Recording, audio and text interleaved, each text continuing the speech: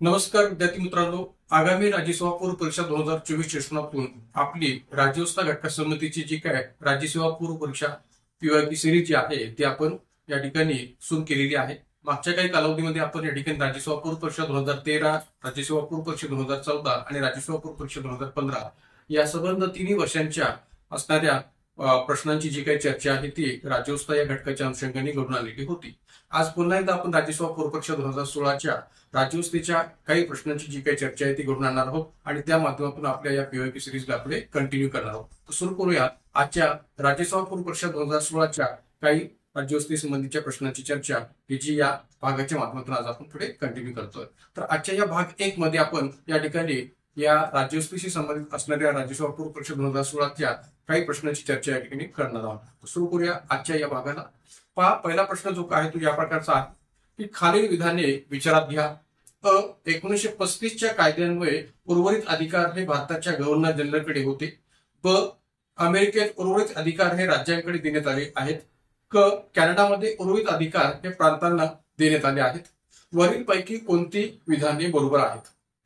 पर्याय 1 अ आणि ब, पर्याय 2 ब आणि क, पर्याय 3 अ आणि क, पर्याय 4 अ ब आणि क। मित्रांनो, हा जर प्रश्न आपण पाहिला तर या ठिकाणी हा प्रश्न तुलनात्मक पद्धतीने विचारलेला आहे असं म्हणायला काही हरकत नाही। मी या आधीच्याही विभिन्न प्रकारच्या व्हिडिओजमध्ये या ठिकाणी हे मुद्दा स्पष्ट केलेला आहे की राज्यसेवा पूर्व परीक्षेच्या अंतर्गत अनेक असे प्रश्न आयोगाने विचारलेले आहेत की जे भारतीय राज्यघटनेची इतर राज्यघटनांशी तुलना करून विचारलेले प्रश्न म्हणून सांगता येऊ शकतात। तशाच प्रकारचा हाही प्रश्न या ठिकाणी विचारला गेलेला आहे असं म्हणायला काही हरकत नाही। विशेषतः या ठिकाणी ही जी काही तुलना आहे ती तुलना संघ राज्य प्रणाली या कन्सेप्टच्या रचनातून केलेली तुलना असं आपल्याला म्हणता येऊ शकेल। मग आता या ठिकाणी जी काही 3 विधाने दिलेली आहेत त्या 3 विधानामध्ये पहिलं विधान जे आहे ते या प्रकारचं आहे की 1935च्या कायद्यान्वये उर्वरित अधिकार हे भारताच्या गव्हर्नर जनरलकडे होते। तर अ विधान जे काय आहे ते ऑब्व्हियसली बरोबर आहे की 1935च्या कायद्यातील जी काही तरतूद आहे किंवा 1935च्या कायद्यामध्ये ज्या काही तरतुदींचा उल्लेख केलेला होता संघराज्य प्रणालीच्या रचनातून किंवा जे काही आपल्याकडे घटनेमध्ये असणारे संघ सूची, राज्य सूची किंवा एक प्रकारे समवर्ती सूची आणि उर्वरित अधिकार या रचनातून तर 1935च्या कायद्यामध्ये उर्वरित अधिकारासंबंधीची जी काही तरतूद आहे त्या तरतुदीचा विचार करता या ठिकाणी अ विधान जे काय ते बरोबर आहे की 1935च्या कायद्याने उर्वरित अधिकार हे भारताच्या गव्हर्नर जनरलकडे म्हणजेच व्हायसरायकडे दिले गेलेले होते। तर हे विधान या ठिकाणी अ नंबरचं विधान जे आहे ते बरोबर आहे। राहिला प्रश्न ब विधानाचा की अमेरिकेत उर्वरित अधिकार हे राज्यांकडे देण्यात आलेले आहेत। तर मित्रांनो, एक लक्षात घ्या की अमेरिकन संघराज्य हे रिअल फेडरेशन मध्ये मोडतं, वास्तव संघराज्यामध्ये ते मोडतं आणि त्यामुळे तिथं उर्वरित अधिकार हे राज्यांकडे देण्यात आलेले आहेत असं म्हणणं ऑब्व्हियसली बरोबर आहे। कारण की अमेरिकन संघराज्य हे करारावर आधारित संघराज्य आहे। विभिन्न जे काही तिथल्या वसाहती होत्या किंवा विभिन्न जे काही वसाहतीच्या आधारावर तयार झालेली तिथले राज्य होती त्यांनी आपापसात करार करून हे संघराज्य निर्माण केलेलं असल्यामुळे आणि ते वास्तव संघराज्य आहे किंवा रिअल फेडरेशन म्हणून ओळखलं जातं, त्या कारणामुळे अमेरिकेत उर्वरित अधिकार हे राज्यांकडे देऊ केलेली आहेत असं म्हणणं बरोबर आहे। म्हणून ब देखील विधान जे काय ते बरोबर आहे। राहिला प्रश्न क विधानाचा की कॅनडामध्ये उर्वरित अधिकार हे प्रांतांना देण्यात आलेले आहेत। तर हे विधान मात्र पूर्णतः चुकीचं आहे। का तर कॅनडा आणि भारत यांच्यामध्ये साम्यता ही आहे की कॅनडा आणि भारत हे जे काही संघराज्याचं स्वरूप आहे ते या ठिकाणी क्वासी फेडरेशन आहे, म्हणजे निम संघराज्यामध्ये मोडणारं भारत आणि कॅनडाचं संघराज्याचं स्वरूप आपल्याला सांगता येतं। तर त्यामुळे भारतातील आणि कॅनडामधील क्वासी फेडरेशनचं स्वरूप विचार घेता किंवा निम संघराज्याचं स्वरूप विचार घेता या ठिकाणी असं म्हणणं की कॅनडामध्ये उर्वरित अधिकार हे प्रांतांना देण्यात आलेले आहेत तर हे मात्र चुकीचं आहे। कारण की भारतात आपल्या एखादी संघराज्य प्रणालीचा आपण विचार जर केला किंवा भारतीय संघराज्य प्रणालीचा आपण भारतीय संविधानाच्या पातळीवर विचार जर केला तर आपलं चित्र दिसून येईल की भारतीय संघराज्यामध्ये या ठिकाणी अधिकाधिक अधिकार हे केंद्र सरकारला देऊ केलेले आहेत आणि त्यामुळे भारताच्या संविधानामध्ये केंद्र सरकार हे प्रभावी आहे घटक राज्यांच्या तुलनेत। तसंच स्वरूप कॅनडामध्ये पण सुद्धा आहे की कॅनडामध्ये सुद्धा प्रभावी केंद्र सरकार आपल्याला दिसून येतं आणि त्यामुळे या ठिकाणी कॅनडामध्ये उर्वरित अधिकार हे केंद्र सरकारकडे देऊ केलेले आहेत, जसं भारतामध्ये सुद्धा उर्वरित अधिकार हे केंद्र सरकारकडे देऊ केलेले आहेत। तर त्यामुळे कॅनडामध्ये उर्वरित अधिकार हे प्रांतांना देण्यात आलेले आहेत असं म्हणणं हे चुकीचं आहे। का तर कॅनडा आणि भारतामध्ये निम संघराज्य स्वरूप विचार घेतलेला असल्यामुळे किंवा स्वीकारलेला असल्यामुळे उर्वरित अधिकार हे केंद्र सरकारकडे देण्यात आलेले आहेत असं म्हणणं योग्य आहे। मात्र क विधानामध्ये इथं कॅनडात उर्वरित अधिकार हे प्रांतांना देण्यात आलेले आहेत असं उल्लेख केलेला असल्यामुळे क विधान हे चुकीचं आहे। मग आता वरीलपैकी कोणती विधाने बरोबर आहे? तर ऑब्व्हियसली या ठिकाणी या प्रश्नाचं उत्तर आपल्याला सांगता येईल पर्याय क्रमांक 1 अ आणि ब. फक्त अ आणि ब ही दोनच विधाने बरोबर आहेत, मात्र क हे विधान या ठिकाणी चुकीचं आहे. म्हणून या प्रश्न उत्तर आहे पर्याय क्रमांक 1. मग आता या अनुषंगाने थोडीशी विस्तृत माहिती आपण पुढे पाहूया. 1935च्या कायद्यान्वये संघ राज्य शासन पद्धतीचा स्वीकार भारतामध्ये केला गेलेला होता. तसेच संघ सूची, राज्य सूची, समवर्ती सूचींची निर्मिती सुद्धा याच कायद्याद्वारे केली गेली होती आणि उर्वरित अधिकार गव्हर्नर जनरलकडे म्हणजेच व्हायसरायकडे दिले गेले होते. अमेरिकेचे संघराज्य हे वास्तव संघराज्य म्हणजे रिअल फेडरेशन म्हणून ओळखलं जातं आणि त्यामुळे अमेरिकन संघराज्य हे भारत व कॅनडाप्रमाणे निम संघराज्य किंवा क्वासी फेडरेशन आहे का? तर नाहीये. आणि म्हणूनच अमेरिकेत उर्वरित अधिकार हे राज्यांकडे देण्यात आलेले आहेत.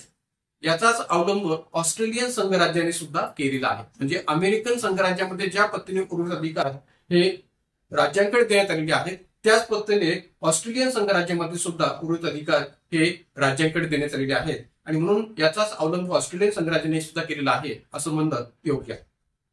कॅनडामध्ये आणि भारतामध्ये साम्य जर कोणतं असेल तर कॅनडा आणि भारतामध्ये या ठिकाणी निम संघराज्य स्वरूप स्वीकारलेलं आहे आणि त्यामुळे कॅनडामध्ये भारताप्रमाणे प्रभावी केंद्र असलेले संघराज्य आहे.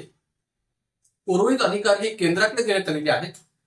तसंच राज्यपाल केंद्राचा प्रतिनिधी संघ सूची केंद्र सरकारकडे असण्याची तरतूद कॅनडामध्ये स्वीकारली गेलेली आहे. म्हणजे भारताप्रमाणेच या ठिकाणी एक प्रकारे कॅनडामध्ये सुद्धा राज्यपाल केंद्राचा प्रतिनिधी म्हणून ओळखला जातो आणि संघ सूची ही केंद्र सरकारकडे असण्याची तरतूद तिथं आहे.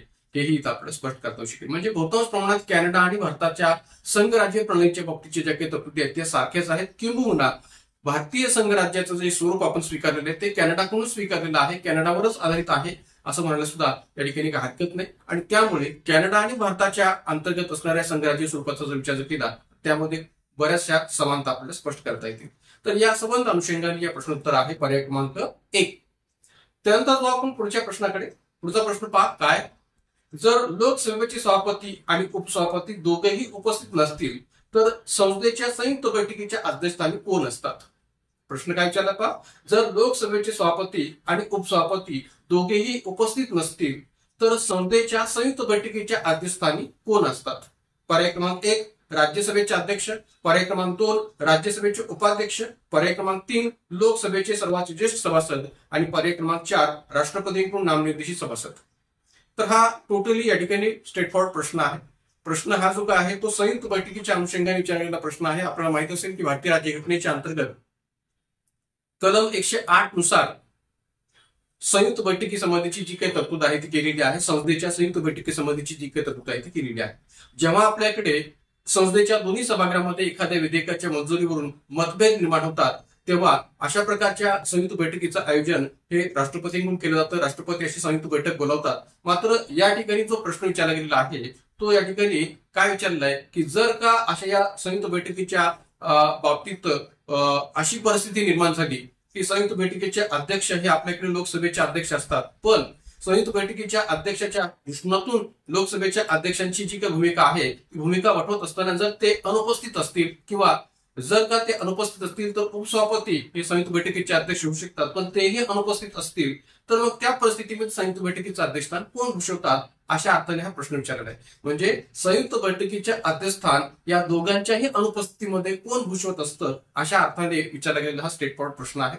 तर मित्रांनो एक लक्षात घ्या की जेव्हा आपल्याकडे संसदेच्या दोन्ही सभागृहांची संयुक्त बैठक राष्ट्रपतींच्या माध्यमातून बोलावली जाते तेव्हा या संयुक्त बैठकीचं अध्यक्षस्थान लोकसभेचे अध्यक्ष भूषवत असतात. जर ते अनुपस्थित असतील तर लोकसभेचे उपाध्यक्ष हे अध्यक्षस्थान भूषवत असतात. पण जर का लोकसभा अध्यक्ष आणि लोकसभा उपाध्यक्ष दोघेही अनुपस्थित असतील तर संसदेच्या संयुक्त बैठकीचे अध्यक्षस्थान हे राज्यसभेचे उपसभापती किंवा राज्यसभेचे उपाध्यक्ष हे या ठिकाणी भूषवत असतात. पण जर का या संयुक्त बैठकीच्या अध्यक्षस्थानी या दृष्टिकोनातून जी काही भूमिका बजावायची आहे त्या बाबतीत हे तिन्ही व्यक्ती जर अनुपस्थित असतील म्हणजे लोकसभेचे अध्यक्षही अनुपस्थित असतील, लोकसभेचे उपाध्यक्षही अनुपस्थित असतील आणि राज्यसभेचे उपाध्यक्ष किंवा उपसभापती अनुपस्थित असतील तर अशा वेळेस या ठिकाणी या संयुक्त बैठकीचं अध्यक्षस्थान कोण भूषवणार हे त्या संयुक्त बैठकीतील सदस्यांच्याच माध्यमातून निश्चित केलं जात असतं असं म्हणायला काय हरकत नाही. म्हणजे या संयुक्त बैठकीचं अध्यक्षस्थान कोण भूषवणार हे संयुक्त बैठकीतील सदस्यांच्याच द्वारे निश्चित केलं जात असतं, ठरवलं जात असतं. तर त्यामुळे या ठिकाणी ही सिच्युएशन आपल्याला चांगल्यापैकी माहिती असली पाहिजे की कोणकोणत्या परिस्थितीमध्ये कोण अध्यक्षस्थान भूषवू शकतं. जर का या ठिकाणी राष्ट्रपतींनी दोन्ही सभागृहांची, संसदेच्या दोन्ही सभागृहांची संयुक्त बैठक बोलवली असेल तर अशा वेळेस या संयुक्त बैठकीचं अध्यक्षस्थान लोकसभा अध्यक्ष भूषवतात. जर ते अनुपस्थित असतील तर लोकसभेचे उपाध्यक्ष भूषवतात. तेही अनुपस्थित असतील तर राज्यसभेचे उपाध्यक्ष भूषवू शकतात. आणि जर का हे तिन्ही व्यक्ती अनुपस्थित असतील किंवा उपस्थित नसतील तर अशा वेळी संयुक्त बैठकीचे अध्यक्षस्थान नेमकं कोण भूषवणार हे सदस्यांच्या द्वारे या ठिकाणी निश्चित केलं जातं. तर या अनुषंगाने या संबंध परिस्थितीची आपल्याला माहिती असणं गरजेचं आहे. तर या ठिकाणी या प्रश्नाचं उत्तर आपल्याला सांगता येईल ते म्हणजे राज्यसभेचे उपाध्यक्ष पर्याय क्रमांक 2. काय म्हटलेलं आहे की जर लोकसभेचे सभापती उपसभापती दोघी उपस्थित नसतील तर संसदेच्या संयुक्त बैठकीच्या अध्यक्षस्थानी कोण असतात, तर ऑब्व्हियसली उत्तर आपल्याला सांगता येईल पर्याय क्रमांक 2 राज्यसभेचे उपाध्यक्ष. तर मित्रांनो याही दृष्टिकोनातून थोडीशी विस्तृत माहिती पुढे आपण पाहूया. पहा पुढे की संयुक्त बैठकीचे अध्यक्ष लोकसभा अध्यक्ष असतात. जर ते अनुपस्थित असतील तर लोकसभा उपाध्यक्ष हे स्थान भूषवू शकतात. तेही अनुपस्थित असतील तर राज्यसभेचा उपसभापती किंवा उपाध्यक्ष हे भूमिका बजावू शकतात. जर तेही अनुपस्थित असतील तर संयुक्त बैठकीत उपस्थित सदस्यांद्वारे याचा निर्णय घेतला जातो की कोण संयुक्त बैठकीचे अध्यक्षस्थान भूषवणं. म्हणजे जर या तिन्ही व्यक्ती अनुपस्थित असतील तर संयुक्त बैठकीत उपस्थित सदस्यांद्वारे याचा निर्णय घेतला जातो की कोण संयुक्त बैठकीचे अध्यक्षस्थान भूषवणार. याचबरोबर आपल्याला हेही माहिती असावं की या ठिकाणी भारतीय राज्यघटनेच्या कलम 118(4) मध्ये सुद्धा एक महत्वपूर्ण तरतूद केली गेलेली आहे की ज्यामध्ये असा उल्लेख केलेला आहे की अशा या वेगवेगळ्या प्रकारच्या परिस्थितीमध्ये नेमकं संयुक्त बैठकीचे अध्यक्षस्थान कोण भूषवणार याबाबतची कार्यपद्धती या ठिकाणी निश्चित केली गेलेली आहे. असा संदर्भ आपल्याला कलम 118(4) मध्ये नमूद केलेला दिसून येतो. आणि विशेष म्हणजे आपल्याला ही माहिती असणं गरजेचं आहे की राज्यसभेचे अध्यक्ष किंवा राज्यसभेचे पदस्थ सभापती ज्यांना आपण उपराष्ट्रपती या अर्थाने विचार करतो तर उपराष्ट्रपती असणारे राज्यसभेचे पदस्थ सभापती हे संयुक्त बैठकीचं अध्यक्षस्थान भूषवू शकत नाहीत.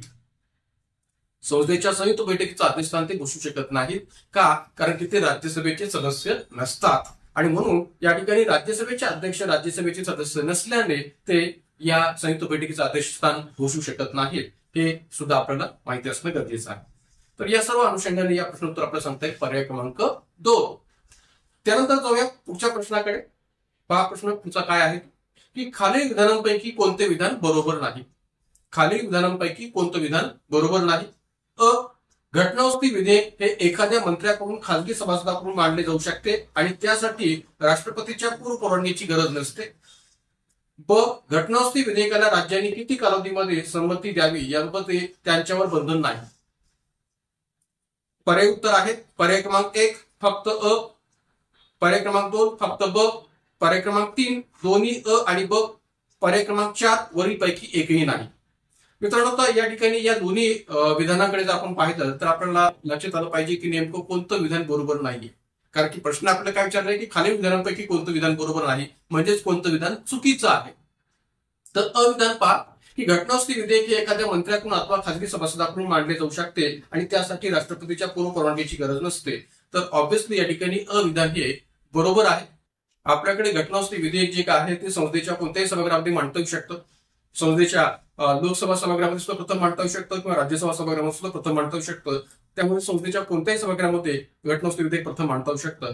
आणि हे मांडत असताना हे एखाद्या मंत्र्याकडून किंवा खासगी सभासदाकडून सुद्धा मांडलं जाऊ शकतं. आणि ऑब्व्हियसली या घटनास्थी विधेयकाला मांडत असताना राष्ट्रपतीच्या पूर्व परवानगीची गरज नसते, आवश्यकता नसते हे म्हणणं बरोबर आहे. त्यामुळे अविधान जे काय आहे ते बरोबर आहे. राहिला प्रश्न या ठिकाणी घटनास्थी विधेयकाला राज्यांनी किती कालावधीमध्ये संमती द्यावी याबाबत त्यांच्यावर बंधन नाही. तर आपल्याला माहित असेल की भारतीय राज्यघटनेच्या कलम 368 अंतर्गत घटनास्थीच्या ज्या काही प्रक्रिया स्पष्ट केलेल्या आहेत तर त्या घटनास्थीच्या प्रक्रियेमध्ये 2 प्रक्रियांचा उल्लेख केलेला आपल्याला पाहायला मिळतो. त्यातली पहिली प्रक्रिया काय की संसदेच्या विशेष बहुमताने होणारी घटनास्थी. संसदेच्या विशेष बहुमताने घडून आणली जाणारी घटनास्थी. आणि दुसरी प्रक्रिया आहे की संसदेच्या विशेष बहुमताने आणि घटक राज्यांपैकी म्हणजे एकूण घटक राज्यांपैकी निम्म्या घटक राज्यांच्या विधिमंडळ मान्यतेने होणारी घटनास्थी. म्हणजे संसदेच्या विशेष बहुमताने आणि एकूण घटक राज्यांपैकी निम्म्या घटक राज्यांच्या विधिमंडळ मान्यतेने होणारी घटनास्थी ही दुसरी प्रक्रिया आपल्याला कलम 368 मध्ये पाहायला मिळते. तर एकंदरीत या दोन्ही प्रक्रियांचा जर विचार केला तर या ठिकाणी दुसऱ्या प्रक्रियेच्या दृष्टिकोनातून ब हे विधान इथं दिलेलं आहे की घटनास्थी विधेयकाला राज्यांनी किती कालावधीमध्ये संमती द्यावी याबाबत त्यांच्यावर बंधन नाही. म्हणजे जेव्हा एखादं घटनास्थी विधेयक हे संघीय ढाच्याशी संबंधित विचारात घेतलं जात असतं, जेव्हा एखादं घटनास्थी विधेयक जे आहे ते संघीय ढाच्याशी संबंधित असतं, म्हणजे राष्ट्रपतीच्या निवडणूक प्रक्रियेशी संबंधित आहे किंवा केंद्र सरकार घटक राज्यांच्या अधिकार वाटणीशी संबंधित आहे, उच्च किंवा सर्वोच्च न्यायालयाशी संबंधित आहे, अशी संघीय ढाच्याशी संबंधित जे जे काही विषय आणि त्या विषयाशी संबंधित जर घटनास्थी घडून आणली जात असेल तर अशा वेळेस संसदेच्या विशेष बहुमताने आणि निम्म्या घटक राज्यांच्या विधिमंडळ मान्यतेने या ठिकाणी ती घडून आणणे अपेक्षित असते. तर मग अशा वेळेस त्या घटक राज्यांनी संबंधित घटनास्थी विधेयकाला संमत करत असताना त्या संमतीसाठी कालावधीचं बंधन त्यांच्यावर असतं का, तर नाही. आणि म्हणून ब देखील विधान जे काय ते तर बरोबर आहे की घटनास्थी विधेयकाला राज्यांनी किती कालावधीमध्ये संमती द्यावी याबाबत त्यांच्यावर बंधन नसते किंवा नाही. त्यामुळे अ विधान सुद्धा आणि ब विधान सुद्धा दोन्ही विधाने बरोबर आहेत.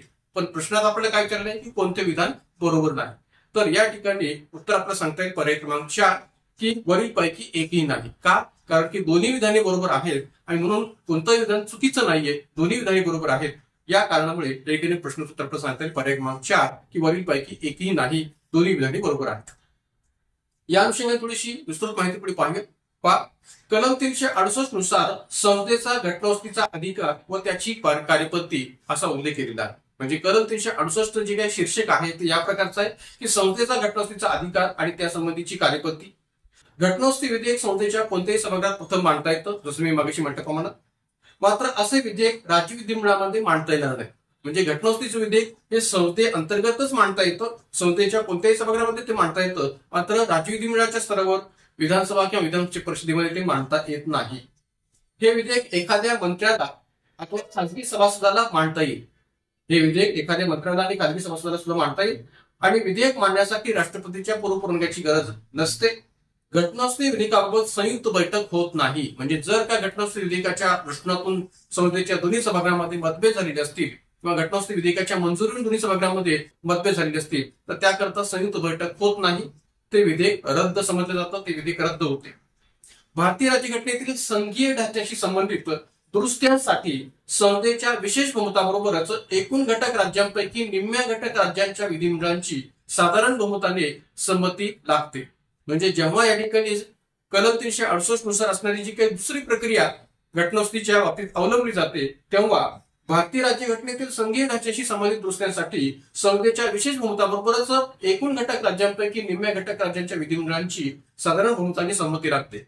म्हणजे कोणत्या विषयांच्या बाबतीत अशा प्रकारची संमती लागते किंवा अशा प्रकारची घटनास्थीची गरज भासते, तर या विषयांच्या बाबतीत की केंद्र सरकार आणि घटक राज्य सरकार यांच्यात जर अधिकारांचं वाटप या दृष्टिकोनातून घटनास्थी होत असेल तर, राष्ट्रपतींची निवडणूक प्रक्रिया या बाबतीत जर घटनास्थी होणार असेल तर, घटक राज्याचे संसदेतील प्रतिनिधित्व या बाबतीत जर घटनास्थी होणार असेल तर, उच्च किंवा सर्वोच्च न्यायालय या बाबतीत या ठिकाणी काही घटनास्थी करायची असेल तर, 7व्या परिषदेतील विषयांच्या दृष्टिकोनातून जर घटनास्थी घडून आणायची असेल तर, संसदेचा घटनास्थीचा अधिकार व प्रक्रिया याबाबतीत सुद्धा जर काही घटनास्थी घडून आणायची असेल तर अशा संबंध वेगवेगळ्या संघीय ढाच्याशी संबंधित असणाऱ्या विषयांच्या बाबतीत जर घटनास्थी घडून आणायची असेल तर अशा या कलम 368 नुसार असणाऱ्या दुसऱ्या प्रक्रियेचा अवलंब जो काय तो केला जातो की ज्याच्यामध्ये घटक राज्यांच्या विधिमंडळांच्या मान्यतेची गरज असते. तर या घटक राज्यांच्या विधिमंडळांच्या मान्यतेची जी काही गरज आहे किंवा जी काही आवश्यकता आहे ती पूर्ण करीत असताना त्यासाठी कोणतंही राज्यावर कालावधीचं बंधन नाही किंवा नसतं हे मात्र आपल्याला लक्षात ठेवण्याची गरज आहे. तर या अनुषंगाने या संबंध प्रश्नाचं हे जे काही विश्लेषण आहे ते पाहता या प्रश्नाचं उत्तर आपल्याला सांगता येईल पर्याय क्रमांक 4 वरील पैकी एकही नाही, दोन्ही विधाने या ठिकाणी या प्रश्नाची बरोबर आहेत.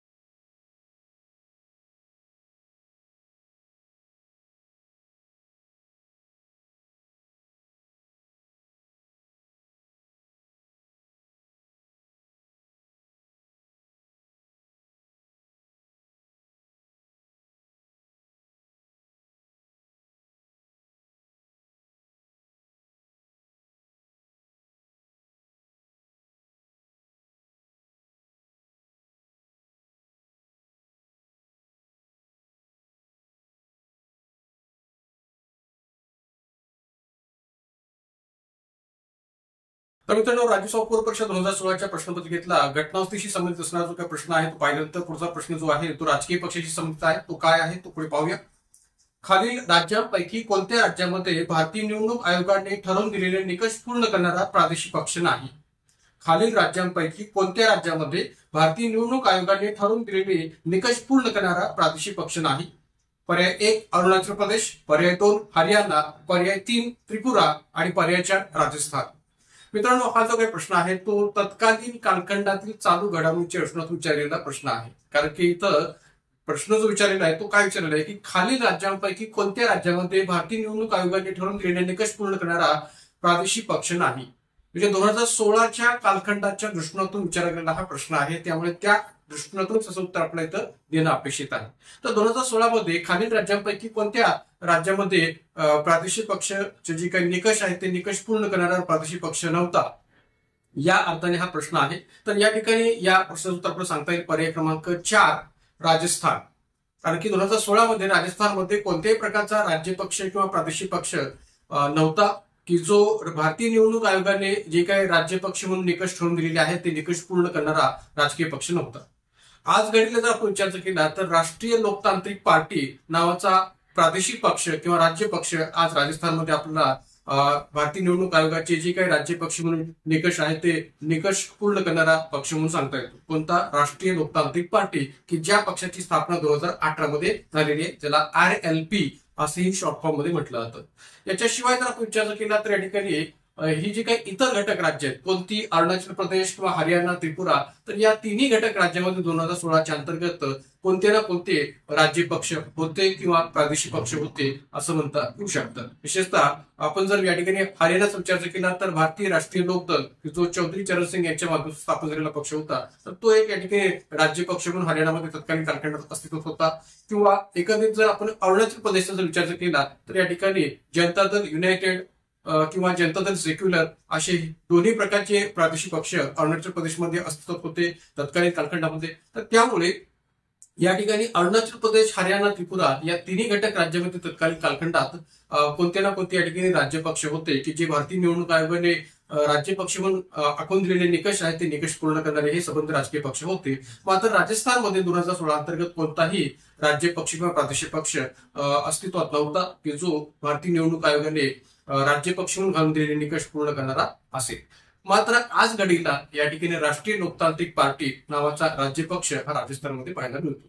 तर या अनुषंगाने थोडीशी विस्तृत माहिती पुढे आपण पाहूया. पण या ठिकाणी या प्रश्नाचं आपल्याला सांगता येईल पर्याय क्रमांक 4 राजस्थान.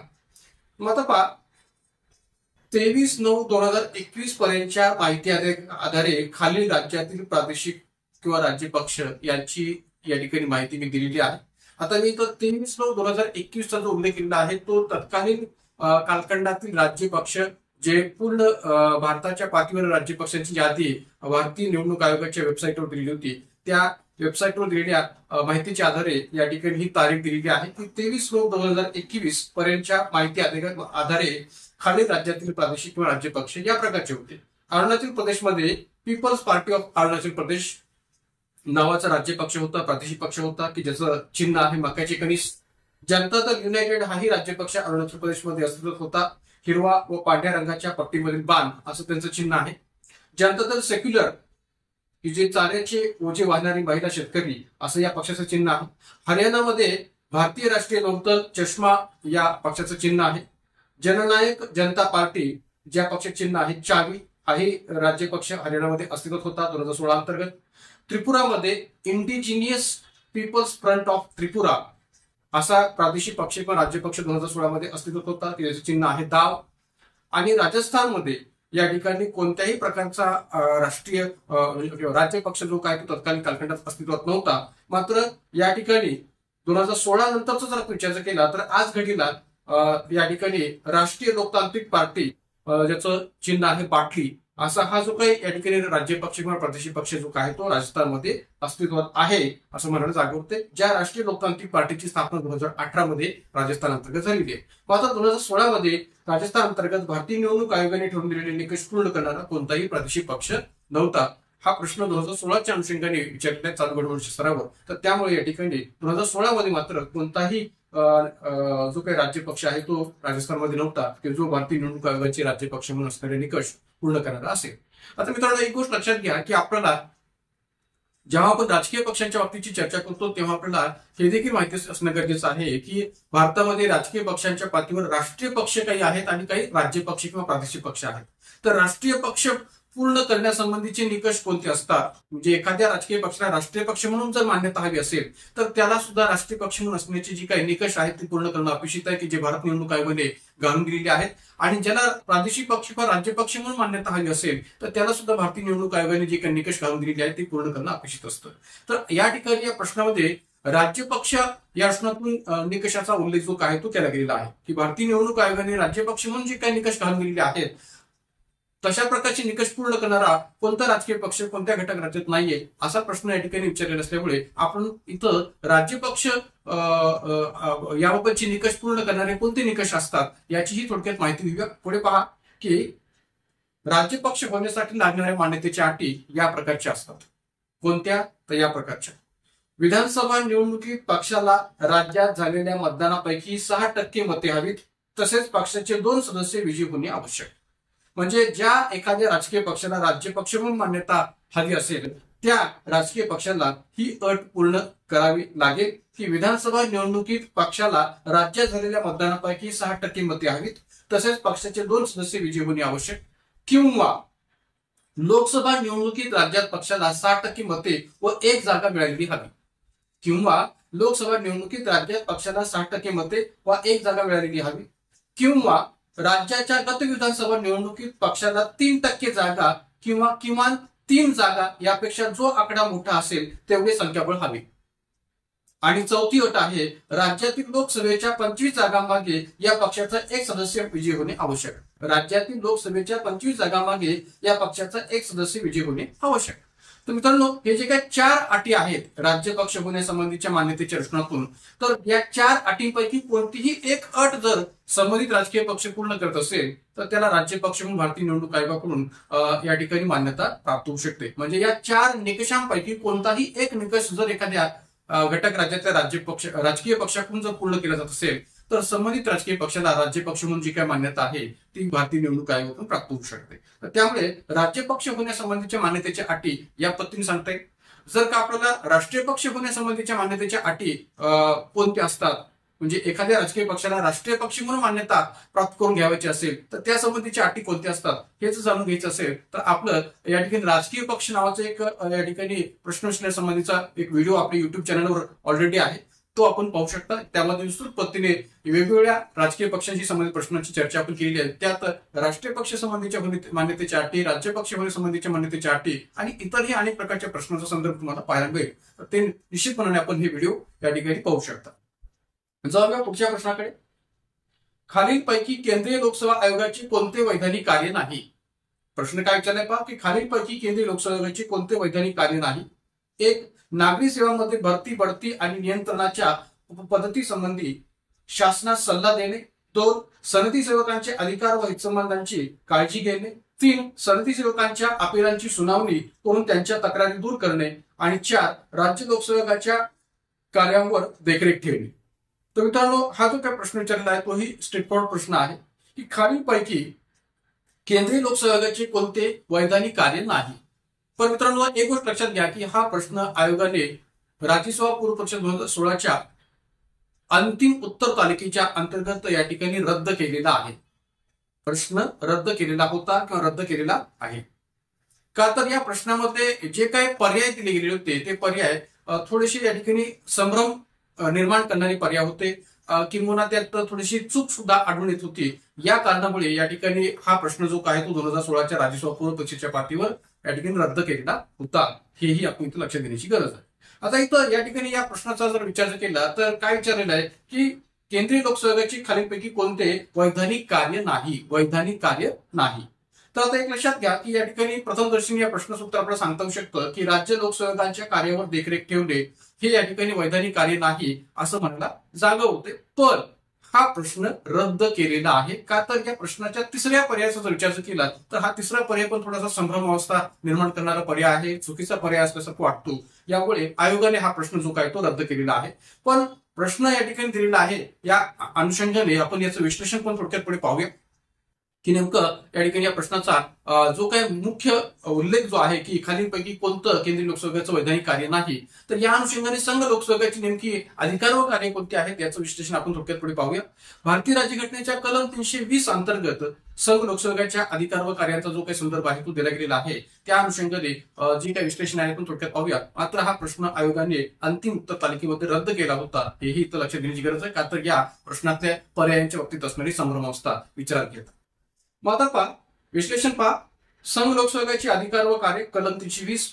केंद्र सरकारच्या सर्व प्रकारच्या प्रशासकीय सेवांमध्ये नेमणुका करण्यासाठी उमेदवारांची परीक्षा घेणे. ज्या पद्धतीने आपल्याकडे राज्य लोकसेवक किंवा महाराष्ट्र लोकसेवक हे राज्य शासनामध्ये अनेक प्रकारच्या पदांची भरती करण्यासाठी वेगवेगळ्या प्रकारच्या स्पर्धा परीक्षांचे आयोजन करतं, तसंच या ठिकाणी केंद्र सरकारचे सुद्धा सर्व प्रकारच्या प्रशासकीय सेवांमध्ये नेमणुका करण्यासाठी उमेदवारांची परीक्षा घेणे हे संघ लोकसेवकाचं कार्य आहे. 2 किंवा अधिक घटक राज्यांनी आयोगाला विनंती केल्यास संयुक्त भरतीच्या योजना आखण्यामध्ये व अंमलात आणण्यामध्ये घटक राज्यांना मदत करणे हे देखील संघ लोकसेवकाचा अधिकार किंवा कार्य आपल्याला सांगता येईल.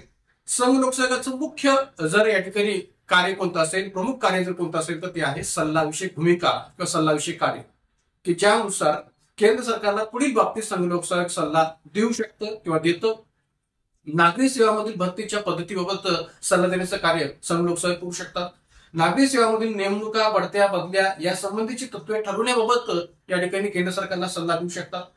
त्याचबरोबर नागरी सेवेतील कर्मचाऱ्यांना आपले कर्तव्य बजावताना इजा झाल्यास नुकसान भरपाई देण्याबाबत सुद्धा सल्ला देण्याचं कार्य संघ लोकसेवकाकडून केलं जातं.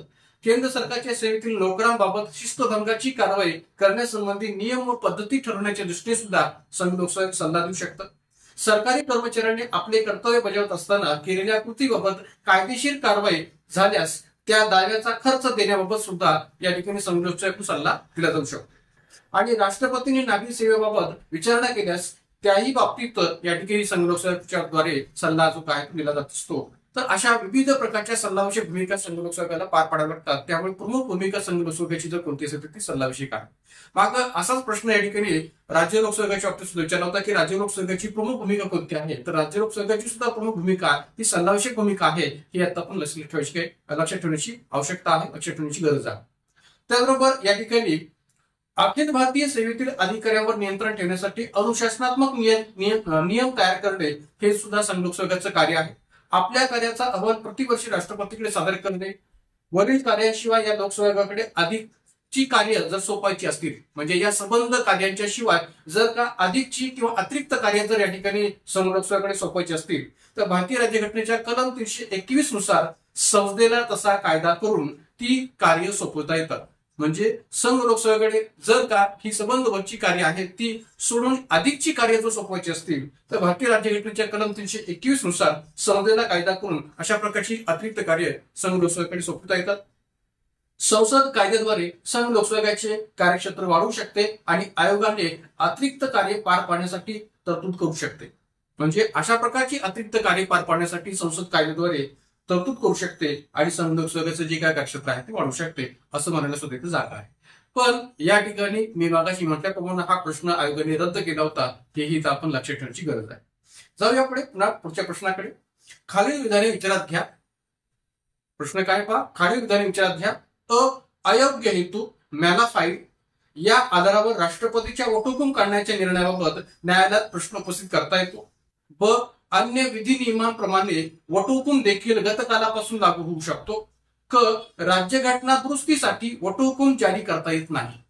राज्यघटना दुरुस्तीसाठी वटहुकूम जारी करता येत नाही. वरील पैकी कोणती विधाने बरोबर आहेत? वरील 3 विधानांपैकी कोणती विधाने बरोबर आहेत? पर्याय 1 अ आणि ब, पर्याय 2 ब आणि क, पर्याय 3 क आणि ड आणि पर्याय 4 अ ब आणि क. मित्रांनो, या ठिकाणी हा प्रश्न मी तुम्हाला पूर्ण अर्थाने सांगितलेला आहे, पण या ठिकाणी एक आयोगाकडून या प्रश्नाच्या अंतर्गत चूक झालेली होती. ती कोणती हे इथं लक्षात घ्या. हा प्रश्न आयोगाने रद्द केलेला नाहीये, पण तरी या ठिकाणी मी ही चूक या ठिकाणी आयोगाची जाणीवपूर्वक दाखवून देतोय. कोणती चूक? तर आयोगाने पर्याय क्रमांक 3 मध्ये क आणि ड असा पर्याय उत्तरांचा उल्लेख केलेला आहे. तर ऍक्च्युली आयोगाच्या मुख्य पर्यायांचा जर विचार केला तर ड पर्याय त्याच्यामध्ये दिलेलाच नाहीये, पण पर्याय उत्तरामध्ये मात्र आयोगाने क आणि ड असा उल्लेख केलेला आहे आणि आयोगाकडून ही अशी चूक जी काही झालेली आपल्याला पाहायला मिळते. तर आयोगाकडून अशा वेगवेगळ्या चुका जे काय ते नेहमी होत असतात. आपण त्याला लक्षपूर्वक जर पाहिलं तर आपल्याला या चुका सुद्धा लक्षात येऊ शकतात. तर ही गोष्ट आपण जाणीवपूर्वक लक्षात ठेवावी. या प्रश्नामध्ये ड हा पर्याय दिलेलाच नाहीये, पण आयोगाने पर्याय उत्तरामध्ये क आणि ड असा उल्लेख केलेला आहे. जाऊया आपल्या प्रश्नाकडे की अयोग्य हेतू या आधारावर राष्ट्रपतीच्या वटहुकूम काढण्याच्या निर्णयाबाबत न्यायालयात प्रश्न उपस्थित करता येतो. तर आता हे विधान बरोबर आहे का? तर ऑब्व्हियसली हे विधान या ठिकाणी बरोबर आहे की अयोग्य हेतू किंवा मॅलाफाईड या आधारावर राष्ट्रपतीच्या वटहुकूम काढण्याच्या निर्णयाबाबत न्यायालय प्रश्न उपस्थित करू शकते किंवा न्यायालयाला प्रश्न उपस्थित करण्याचा अधिकार असतो. याचं एक उत्तम उदाहरण जर द्यायचं झालं तर मी या ठिकाणी देईन ते म्हणजे जे काही डीसी वादभाव प्रकरण भारतामध्ये घेऊन आलेलं होतं की ज्याबाबत सर्वोच्च न्यायालयाने निकाल दिलेला आहे. डीसी वादभाव विरुद्ध बिहार राज्य 1987 हा जो काही खटला आहे की ज्या खटल्यामध्ये एकाच आशयाचा अध्यादेश वारंवार काढणे, एकाच विषयाचा अध्यादेश वारंवार काढणे या दृष्टिकोनातून सर्वोच्च न्यायालयाने राज्यपालांकडून काढण्यात आलेल्या अध्यादेशाबाबत प्रश्न उपस्थित केलेला होता, हे इथं सांगता येऊ शकेल. त्यामुळे डीसी वादभावाविरुद्ध बिहार राज्य 1987 हा जो काही खटला आहे तो नेमका काय आहे विस्तृत पद्धतीने जर या ठिकाणी माहिती करून घ्यायची असेल तर आपल्या युट्यूब चॅनलवर या ठिकाणी डीसी वादभावाविरुद्ध बिहार राज्य 1987 हा खटला याबाबतची पूर्ण विस्तृत माहिती या ठिकाणी आपल्या एका युट्यूब व्हिडिओमध्ये दिली गेलेली आहे, ते आपण पाहू शकता. या खटल्याची पूर्ण विस्तृत चर्चा या व्हिडिओमध्ये आपल्याला पाहायला मिळेल. तर सर्वोच्च न्यायालयाने या खटल्याचा निर्णय देत असताना असं म्हटलेलं होतं की एकाच आशयाचा जो काही या ठिकाणी अध्यादेश आहे तो वारंवार काढणं हे चुकीचं आहे आणि जर का तसा काढला जात असेल अध्यादेश एकाच आशयाचा किंवा एकाच विषयाशी संबंधित अध्यादेश वारंवार जर काढला असेल तर तो या ठिकाणी राजकीय दृष्टिकोनातून फायदा पाहिला जातोय किंवा राजकीय दृष्टिकोनातून त्याचा अध्यादेशाचा विचार केला जातोय असं सर्वोच्च न्यायालयाने आपल्या निर्णयामध्ये म्हटलेलं होतं. तर डीसी वादभावाविरुद्ध बिहार राज्य 1987 या खटल्याचा संदर्भ देऊन आपल्याला हे विधान जे आहे ते बरोबर आहे असं म्हणायला जागा होते की अयोग्य हेतू या आधारावर जर या ठिकाणी राष्ट्रपतीकडून वटहुकूम काढला जात असेल तर निश्चितपणे राष्ट्रपतीच्या कलम 123 नुसार असणाऱ्या अध्यादेश काढण्याच्या अधिकाराबाबत किंवा निर्णयाबाबत न्यायालयात प्रश्न उपस्थित करता येतो. ब विधानाचा जर विचार केला तर अन्य विधी नियमाप्रमाणे वटहुकूम देखील गतकालापासून लागू होऊ शकतो का? तर निश्चितपणे लागू होऊ शकतो, कारण की वटहुकुमाचा दर्जा हा संसदीय कायद्याच्या दर्जाबरोबरीचाच असतो. आपल्याकडे वटहुकूम करण्याची गरज केव्हा भासते? तर जेव्हा संसदेचं अधिवेशन चालू नसेल आणि तेव्हाच एखाद्या कायद्याची नितांत आवश्यकता असेल तर आपल्याकडे या ठिकाणी राष्ट्रपती कलम 123 नुसार वटहुकूम काढू शकतात. आणि म्हणून या ठिकाणी संसदीय कायद्याचा दर्जा जसा आहे तसाच या ठिकाणी वटहुकुमाचा दर्जा असतो आणि यामुळे या ठिकाणी अन्य विधी नियमाप्रमाणे वटहुकूम देखील गतकालापासून लागू होऊ शकतो, प्रभावी होऊ शकतो असं म्हणायला जागा होते. म्हणून ब देखील विधान जे काय ते या प्रश्नामध्ये बरोबर आहे. क विधानाचा विचार जर केला की राज्यघटना दुरुस्तीसाठी वटहुकूम जारी करता येत नाही तर निश्चितपणे क सुद्धा विधान बरोबर आहे की घटनादुरुस्तीच्या बाबतीत या ठिकाणी वटहुकूम जारी करता येतो का? तर येत नाही. म्हणजे घटनादुरुस्ती करण्याच्या दृष्टीने वटहुकूम काढता येत नाही, घटनादुरुस्तीसाठी अध्यादेश काढता येत नाही, राष्ट्रपतींना घटनादुरुस्ती करण्याच्या दृष्टीने अध्यादेश काढता येत नाही, वटहुकूम काढता येत नाही. त्यामुळे क विधान सुद्धा बरोबर आहे. म्हणून या ठिकाणी या प्रश्नोत्तर काय आहे, वरीलपैकी कोणती विधाने बरोबर आहेत? तर सर्वच विधाने या ठिकाणी या प्रश्नात बरोबर आहेत की या ठिकाणी प्रश्न क्रमांक या प्रश्नाचं उत्तर सांगते पर्याय क्रमांक 4 अ, ब आणि क. का तर सर्वच या प्रश्नातली विधान जी काय आहेत ती बरोबर आहेत आणि म्हणून या ठिकाणी या प्रश्नोत्तर आहे पर्याय क्रमांक 4 अ, ब आणि क. तर या प्रश्नाच्या अनुषंगाने थोडी विस्तृत माहिती पुढे पाहूया. अयोग्य हेतू मॅलाफाईड जसे एकाच आशयाचा अध्यादेश पुन्हा पुन्हा काढणे, एकाच आशयाचा किंवा एकाच विषयावरील अध्यादेश पुन्हा पुन्हा काढणे. डीसी वादभावाविरुद्ध बिहार राज्य 1987 या खटल्यामध्ये याचा संदर्भ आपल्याला पाहायला मिळतो. तर या आधारावर राष्ट्रपतींच्याही माध्यमातून जर अयोग्य हेतू समोर ठेवून अध्यादेश काढला जात असेल तर राष्ट्रपतींच्याही वटहुकूम करण्याच्या निर्णयाबाबत न्यायालयात प्रश्न उपस्थित करता येतो, हे मान्य करायला काय हरकत नाही. घटनेतील कलम 123 नुसार असणाऱ्या राष्ट्रपतींच्या अध्यादेश काढण्याच्या अधिकारात राष्ट्रपती अध्यादेशाला मागे घेऊ शकतात. म्हणजे कलम 123 नुसार राष्ट्रपतींचा अध्यादेश काढण्याचा अधिकार जरी या ठिकाणी विचार घेतलेला असला तरी राष्ट्रपतींच्या अध्यादेश काढण्याच्या अधिकारात राष्ट्रपतीला अध्यादेश मागे घेण्याचा अधिकार असतो, ते मागे घेऊ शकतात. मात्र ते अध्यादेश जे काही काढत असतात ते काही स्वतः काढतात का? नाही. तर हा अध्यादेश राष्ट्रपती मंत्रिमंडळाच्या सल्ल्याने काढतात, म्हणून हा त्यांचा अधिकार त्यांच्या कार्यस्वातंत्र्याचा भाग नाही. मित्रांनो, ही गोष्ट चांगल्या पद्धतीने लक्षात ठेवा की मंत्रिमंडळाच्या सल्ल्यानुसारच राष्ट्रपती हा अध्यादेश काढत असतात आणि म्हणून अध्यादेश काढण्याचा हा जो काही राष्ट्रपतींचा अधिकार आहे तो या ठिकाणी त्यांच्या कार्यक्षेत्राचा भाग नाही, का तर ते मंत्रिमंडळाच्या सल्ल्याने हा अध्यादेश काढत असतात. अध्यादेशाला संसदीय कायद्याचा दर्जा असतो, म्हणून संसदीय कायद्याप्रमाणेच किंवा अन्य विधी नियमाप्रमाणेच अध्यादेश देखील मागील तारखेपासून लागू होऊ शकतो, लागू करता येऊ शकतो. मात्र घटनादुरुस्तीसाठी अध्यादेश काढता येत नाही. राज्यघटनेतल्या घटनादुरुस्तीसाठी मात्र अध्यादेश काढता येत नाही. राष्ट्रपती हे संसदेचे तिसरे सभागृह मानले जात असल्याने त्यांचा संसदीय अधिवेशन चालू नसताना अध्यादेश काढण्याचा हा अधिकार संसदेच्या कायदा तयार करण्याच्या अधिकारापेक्षा जास्त वा कमी ठरत नाही. जसं मी मगाशी म्हटलं की संसदीय कायद्याचा दर्जा आणि अध्यादेशाचा दर्जा हा समानच आहे आणि यामुळे अध्यादेश काढण्याचा हा राष्ट्रपतींचा जो काही अधिकार आहे तो संसदेच्या कायदा तयार करण्याच्या अधिकारापेक्षा कमी वा जास्त ठरत नाही. तो संसदेच्या अधिकारासमकक्षच आहे, कारण या अध्यादेशाला तेवढेच महत्व असतं जेवढं संसदेने तयार केलेल्या कायद्याला असतं. म्हणजे राष्ट्रपतीने काढलेल्या अध्यादेशाला वटहुकुमाला तेवढंच महत्व असतं जेवढं संसदेने तयार केलेल्या कायद्याला असतं. या अध्यादेशाला संसदेचे अधिवेशन सुरू झाल्यानंतर 6 आठवड्यांच्या आत मंजुरी मिळाल्यास त्याचे कायद्यात रूपांतर होते. या अध्यादेशाला संसदेचे अधिवेशन सुरू झाल्यापासून किती आठवड्यांच्या आत मंजुरी मिळाली पाहिजे, तर 6 आठवड्यांच्या आत मंजुरी मिळाली पाहिजे, तर त्याचं कायद्यात रूपांतर होतं असं म्हणायला जागा आहे. तर या संबंध विश्लेषणाच्या अनुषंगाने या प्रश्नोत्तर आपल्याला सांगता येईल पर्याय क्रमांक 4 की या प्रश्नातली या ठिकाणी सर्वच विधाने जी काय आहेत ती बरोबर आहेत, म्हणून या प्रश्नोत्तर आहे पर्याय क्रमांक 4. जाऊया पुढच्या प्रश्नाकडे. पुढचा प्रश्न पहा काय, खालीलपैकी कोणते मार्गदर्शक तत्व हे समाजवादी तत्व नाही? खालीलपैकी कोणते मार्गदर्शक तत्व हे समाजवादी तत्व नाही? पर्याय 1 समान कामाबद्दल समान वेतन, पर्याय 2 समान न्याय व मोफत कायदेशीर सहाय्य, पर्याय 3 समान नागरी कायदा आणि पर्याय 4 संपत्ती उत्पादन साधनांचे केंद्रीकरण रोखणे.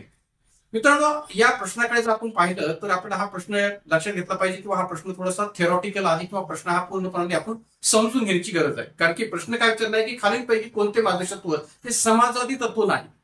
आपण जेव्हा मार्गदर्शक तत्वांचा भारतीय राज्यघटनेच्या पात्र अभ्यास करतो तेव्हा भारतीय राज्यघटनेमध्ये मार्गदर्शक तत्वांची विभागणी काही अशी वेगवेगळ्या दृष्टिकोनातून विषयाच्या दृष्टिकोनातून केलेली आहे का? नाहीये. सलग पद्धतीने कलम 36 ते 51 अंतर्गत संबंध मार्गदर्शक तत्वांचा उल्लेख आपल्याला केलेला पाहायला मिळतो. मात्र विभिन्न प्रकारच्या संदर्भ ग्रंथांमध्ये या मार्गदर्शक तत्वांचा अभ्यास करत असताना त्याची विभागणी ही 3 भागामध्ये केलेली आहे की सामाजिक तत्वे, आर्थिक तत्वे, राजकीय तत्वे. म्हणजे काही मार्गदर्शक तत्व ही या ठिकाणी आर्थिक तत्व आहेत, काही मार्गदर्शक तत्वांचा विचार सामाजिक तत्वांच्या दृष्टीतून करता शकतो, काही मार्गदर्शक तत्वांचा विचार राजकीय तत्वांच्या दृष्टीतून करता येतो. मग आता इथं या ठिकाणी विचारलंय काय की खालीलपैकी कोणते मार्गदर्शक तत्व हे समाजवादी तत्व नाही? तर समाजवादी तत्वाचा संबंध आपण या ठिकाणी विचार घेतला तर तो जोडता येतो आर्थिक दृष्टीने. कारण की भारत स्वतंत्र झाल्यानंतर या ठिकाणी मिश्र अर्थव्यवस्थेचा स्वीकार केला गेला होता. भारत स्वतंत्र झाल्यानंतर मिश्र अर्थव्यवस्था स्वीकार केला होता आणि मिश्र अर्थव्यवस्थेमध्ये समाजवादी अर्थव्यवस्था आणि भांडवलशाही अर्थव्यवस्था दोघांचाही संबंध भारतामध्ये जोडला गेला होता की औद्योगिक विकासासाठी भांडवलशाही अर्थव्यवस्थेच्या दृष्टीने विचारात घ्यायला काही हरकत नाही आणि कृषी विकासाच्या दृष्टीने समाजवादी अर्थव्यवस्थेचा विचार करायला काही हरकत नाही. या अर्थाने या ठिकाणी भारताने मिश्र अर्थव्यवस्था स्वीकार भारतामध्ये केलेला होता भारताला स्वातंत्र्य मिळाल्यानंतर. मग आता इथं समाजवादी तत्वाचा विचार या ठिकाणी आपला आर्थिक तत्वाच्या दृष्टीतून करायचा आहे. समाजवादी तत्वाचा विचार आपण इथं आर्थिक तत्वाच्या दृष्टीतून करायचा आहे. आणि मग कोणतं आर्थिक तत्व आहे की जे या ठिकाणी समाजवादी तत्वाच्या दृष्टीने विचार घेता येऊ शकतं, या अर्थाने या प्रश्नाचं उत्तर शोधायचंय. मग आता जर का आपल्याला या ठिकाणी या संबंध 4ही तत्वामधलं समाजवादी तत्व कोणतं आहे हे लक्षात आलं तर कोणतं समाजवादी तत्व नाहीये हे आपोआप लक्षात येईल. म्हणून या ठिकाणी आपण पुन्हा एकदा ही संबंध विधान पाहू की सर्वांना समान कामाबद्दल समान वेतन. तर यामध्ये आर्थिक निकष आहे. वेतन म्हटलं की आर्थिक निकषाचा संबंध येतो आणि म्हणून या ठिकाणी हे समाजवादी तत्व आहे का? तर आहे. का तर आर्थिक दृष्टीकोनातून समाजवादी तत्वाचा विचार करायचा असल्यामुळे या ठिकाणी सर्वांना समान कामाबद्दल समान वेतन म्हणजे जी काही भारतीय राज्यघटनेच्या मार्गदर्शक तत्वामध्ये कलम 39D नुसार जी तरतूद केलेली आहे तर त्या कलम 39D मध्ये स्त्री पुरुषांना समान कामासाठी समान वेतन दिले जावे याबाबतचा संदर्भ पाहायला मिळतो आणि तो आर्थिक तत्वाच्या दृष्टीने विचार घेतला असल्यामुळे हे समाजवादी तत्व आहे हे मला जाग होते. समान न्याय व मोफत कायदेशीर सहाय्य. मग मोफत कायदेशीर सहाय्य म्हणजे इथं हे आर्थिक दृष्टिकोन आहे. कोणत्याही प्रकारे कायदेशीर सहाय्य घेण्यासाठी आर्थिक बाबतीची गरज भासणार नाही किंवा पैशांची आवश्यकता भासणार नाही. तर त्यामुळे इथे आर्थिक दृष्टिकोन असल्यामुळे पर्याय 2 सुद्धा समाज तत्व आहे की समान न्याय व मोफत कायदेशीर सहाय्य की जे 42व्या घटनानुसार भारतीय राज्यघटनेच्या मार्गदर्शक तत्वामध्ये समाविष्ट केलं गेलं आणि एक प्रकारे कलम 39A अंतर्गत या मार्गदर्शक तत्वाचा समावेश नव्याने केला गेला 42व्या घटनासंदर्भात. त्यामुळे पर्याय 2 मधलं तत्व हे समाजाचे तत्व आहे. समान नागरी कायदा कलम 44. तर समान नागरी कायदा हे तत्व राजकीय तत्व आहे, समाजाची तत्व नाही किंवा आर्थिक तत्व नाही. म्हणून समान नागरी कायदा कलम 44 मध्ये म्हणणारं हे जे काही मार्गदर्शक तत्व आहे ते या ठिकाणी समाजाचे तत्व नाहीये असं म्हणायला जागा होते. म्हणून या प्रश्न उत्तर आहे पर्याय क्रमांक 3, समान नागरी कायदा हे या ठिकाणी समाजाचे तत्व नाहीये. आता राहिला प्रश्न पर्याय क्रमांक 4चा की संपत्ती उत्पादन साधनांचे केंद्रीकरण रोखणे. तर हे मात्र आर्थिक तत्व आहे, समाजाचे तत्व आहे आणि म्हणून या ठिकाणी याचा संदर्भ या ठिकाणी समाजाचे तत्व नाहीये या दृष्टीने स्पष्ट करता येत नाही. तर का तर हे समाजाचे तत्व आहे, आर्थिक तत्व आहे, आर्थिक तत्वांतर्गत त्याचा समावेश होतो म्हणून हे समाजाचे तत्व आहे असं म्हणावं लागेल. पण समान नागरी कायदा हे समाजाचे तत्व नाहीये कलम 44 दृष्टीने विचार केला. तर या प्रश्नाच्या अनुषंगाने थोडंसं विस्तृत विश्लेषण पुढे आपण पाहूया. सर्वांना समान कामाबद्दल समान वेतन कलम 39D नुसार पुरुष व स्त्रिया या दोघांनाही समान कामाबद्दल समान वेतन मिळावे हे आर्थिक तत्व भारतीय राज्यघटनेच्या मार्गदर्शक तत्वामध्ये स्पष्ट करता येतं. हे आर्थिक तत्व आहे. पुरुष व स्त्रिया या दोघांनाही समान कामाबद्दल समान वेतन मिळावे. आपल्या माहिती असेल समान वेतन कायदा 1976 नुसार आपल्याकडे समान कामासाठी समान वेतन स्त्री पुरुषांना देऊ केलं जातं किंवा देण्याची जी काही प्रयत्न आहे तो राज्याकडून केला जातो. तर त्यामुळे समान वेतन कायदा 1976 हा सुद्धा या ठिकाणी या 39D तत्वानुसार महत्वाचा एक प्रकार कायदा आहे. समान न्याय व मोफत कायदेशीर सहाय्य कलम 39A नुसार मित्रांनो या ठिकाणी लक्षात घ्या की कलम 39A चा जो उल्लेख केलेला आहे तर त्यामधला ए जो आहे तो कॅपिटल आहे. बाकी ठिकाणी जे काही संदर्भ दिलेले आहेत कलम 39D किंवा कलम 39C चा तो या ठिकाणी स्मॉल मध्ये दिलेला आहे. मात्र 42व्या घटनानुसार समान न्याय व मोफत कायदेशीर सहाय्य ही जी काही तरतूद आहे ती भारतीय राज्यघटनेच्या मार्गदर्शक तत्वामध्ये नव्याने समाविष्ट केलेली आहे आणि ती कलम 39A ज्यामध्ये ए जो आहे तो कॅपिटल आहे. तर या ठिकाणी कलम 39A नुसार समान न्याय व मोफत कायदेशीर सहाय्य ही 42व्या घटनानुसार आर्थिक तत्वाच्या रचनातून असणारी तरतूद आपण सांगता येते. का तर भारतामध्ये बहुतांश असे दारिद्र्यरेषेखालील लोक आहेत की ज्यांना सामाजिक न्यायाच्या रचनातून न्याय प्राप्त करत असताना कायदेशीर बाबतीचं या ठिकाणी जे काही सहाय्य आहे ते मोफत मिळणं अपेक्षित आहे. कारण की भारताची न्यायव्यवस्था ही या ठिकाणी अधिकाधिक खर्चिक आणि अधिकाधिक वेळखाऊ असल्यामुळे ती परवडणारी नाहीये आणि म्हणून त्या रचनातून केलेली ही तरतूद मार्गदर्शक तत्वांच्या पातळीवरची ही कलम 39A नुसार स्पष्ट करता येईल. संपत्ती उत्पादन साधनांचे केंद्रीकरण रोखणे कलम 39C नुसार असणारी ही तरतूद भारतीय राज्यघटनेच्या मार्गदर्शक तत्वामध्ये स्पष्ट करता येते. तिची सुद्धा एक आर्थिक तत्व आहे की आर्थिक यंत्रणा राबविण्याचा परिणाम म्हणून संपत्तीचा व उत्पादन साधनांचा संबंध सामूहिक हितास बाधक होईल अशा प्रकारे एकाच ठिकाणी होऊ नये. आर्थिक यंत्रणा राबविण्याचा परिणाम म्हणून संपत्तीचा व उत्पादन साधनांचा संबंध सामूहिक हितास बाधक होईल अशा प्रकारे एकाच ठिकाणी होऊ नये असं आर्थिक तत्व कलम 39C नुसार स्पष्ट केलेलं आहे. म्हणजे थोडक्यात काय तर संपत्तीचं केंद्रीकरण एकाच ठिकाणी होऊ नये या अर्थाने हे समाजाचे तत्व आपल्याला स्पष्ट करता येतं. आर्थिक तत्व आपल्याला भारतीय राज्यघटनेमध्ये कलम 39C नुसार स्पष्ट करता येतं. आणि राहिला प्रश्न समान नागरी कायदा कलम 44 नुसारचा तर हे राजकीय तत्व आहे म्हणून या ठिकाणी याला समाजाचे तत्व आहे असं म्हणता येत नाही. तर कलम 44 नुसार नागरिकांना भारताच्या राज्य क्षेत्रात सर्वत्र एकरूप नागरी संहिता लाभावी यासाठी राज्य प्रयत्नशील राहील. सर्वत्र एकरूप नागरी संहिता लावावी यासाठी राज्य प्रयत्नशील राहील. ही कलम 44 नुसार समान नागरी कायद्याबाबतची किंवा युनिफॉर्म सिव्हिल कोडची तरतूद जी काय ती केली गेलेली आहे की जे एक राजकीय तत्व आहे. अजूनपर्यंत समान नागरी कायद्याच्या दृष्टिकोनातून आपल्याकडे जी काही केंद्र पातळीवर कायदा करण्याची अपेक्षा आहे ती पूर्ण झालेली नाहीये किंवा अशा प्रकारचा कायदा केंद्र सरकारकडून अजूनपर्यंत केला गेलेला नाहीये. मात्र काही घटक राज्यांनी भारतातल्या काही घटक राज्यांनी मग ते उत्तराखंड असेल किंवा इतर काही जी काही घटक राज्य आहेत की ज्यांच्याकडून याबाबतचे प्रयत्न जे काही ते सुरू झालेले आहेत आणि उत्तराखंडमध्ये अशा प्रकारचा कायदा जो काय तो ऑलरेडी केला गेलेला आहे.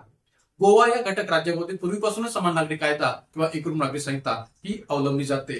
तर या कलम 44च्या समान नागरी कायदा किंवा युनिफॉर्म सिव्हिल कोडच्या रचनातून असणारी ही जी काय राजकीय तत्वाची बाब आहे ती विचारात घेता या ठिकाणी हे समान नागरी कायदा हे तत्व समाजाचे तत्व नाही असं म्हणायला जागा होते. आणि म्हणून या संबंध विश्लेषणाच्या आधारावर या प्रश्नोत्तर आपल्याला सांगता येईल पर्याय क्रमांक 3 की समान नागरी कायदा हे समाजाचे तत्व नाही.